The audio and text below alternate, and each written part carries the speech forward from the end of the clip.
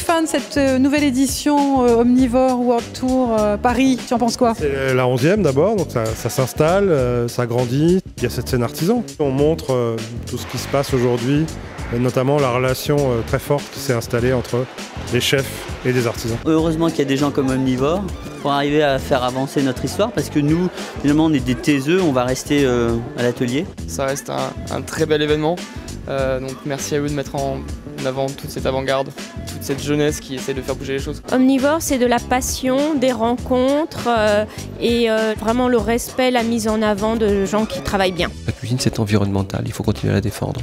Ça pourrait presque être le slogan d'Omnivore.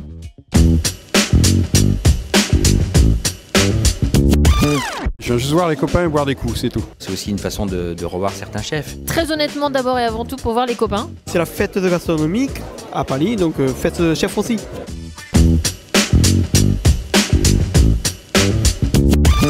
Un vieil habitué d'Omnivore, William Ledeuil, ça fait combien de temps? Ça fait plus de 10 ans. Luc Debanchet a tracé une voie. C'est très agréable d'avoir connu je dirais, l'omnivore embryonnaire et de voir un petit peu ce qu'il est aujourd'hui. C'est ma 9e année ici et je viens chaque année pour pouvoir prendre un peu la température de ce qui se passe sur la scène culinaire dans le monde, aller à la rencontre des chefs que j'ai pas toujours le temps d'aller visiter chez eux. Et c'est formidable parce que ça a gardé la même énergie. Moi, j'ai fait partie de ceux qui étaient au Havre il y a plus de 10 ans maintenant et ils ont gardé la même énergie créative.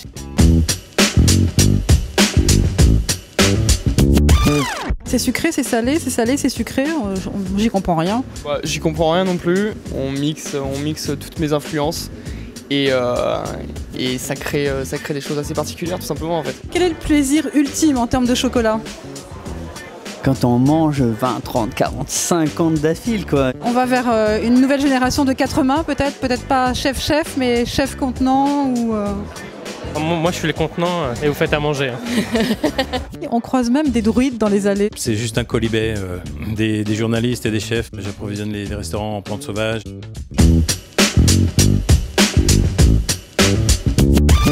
Le travail de la céramiste, qu'est-ce que ça apporte à la cuisine? Ça nous permet d'aller jusqu'au bout des plats, de notre univers, de notre restaurant. Ce rapport entre le contenant et ce qu'il y a dedans est très important pour lui, pour moi aussi. Qu'est-ce que c'est que ce cola révolutionnaire là qu'on trouve chez Omnivore aujourd'hui? C'est le premier cola au sirop d'érable donc fabriqué au Québec. Il n'y a pas de caféine, pas d'acide phosphorique, pas d'ingrédients chimiques de synthèse. C'est bio? C'est biologique. Takashi, qu'est-ce qu'un chef vient chercher à Omnivore? Je suis venu pour chercher le nouveau produit, découvrir des choses, échanger les idées avec d'autres chefs. Voilà les Belges, enfin américano-belges qui débarquent à Omnivore. Alex, Joseph, qu'est-ce que tu fais là? Je prends beaucoup d'inspiration de ce qui se passe ici à Paris, c'est important. Il y a des nouvelles tendances en ce moment qui se démarquent un peu ou non? On prône beaucoup le cuisiner le produit local, cuisiner le produit sain, aider tout ce qui est producteur et éleveur à avancer. J'ai mis au point des spiritueux sauvages, c'est-à-dire des parcellaires de montagne sur une gamme qui est autour de l'absinthe. Ça fait un pont entre les cuisiniers, les sommeliers, le bar aussi. La transmission, on voit bien un public aussi très jeune qui vient chercher de l'information. Les jeunes ont du talent très très tôt. Ils ont plus de connaissances que moi à mon époque. Les réseaux du savoir n'étaient pas les mêmes. Demain, encore une fois, c'est des gens comme Omnivore vont faire qu'on va transmettre. Tu gagnes avec une équipe, tu gagnes pas tout seul. Aujourd'hui, si on reprenait une phrase d'Antonin Carême, il disait quand il n'y aura plus de cuisine, il n'y aura plus de lien social. Eh bien, il avait raison. Et aujourd'hui, il y a de la cuisine, donc il y a encore du lien social.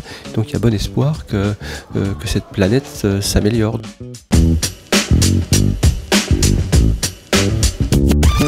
Une certaine humilité des chefs par rapport à des produits, humilité des artisans par rapport à la nature.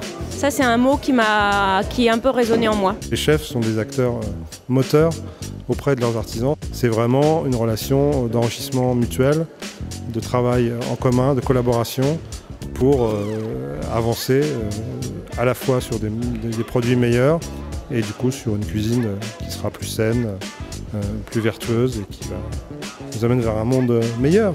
À l'heure où on s'inquiète d'un certain nombre de choses et notamment si la cuisine française va bien, on sait pas qu'elle va bien et qu'elle attire encore les foules et les foules de façon planétaire.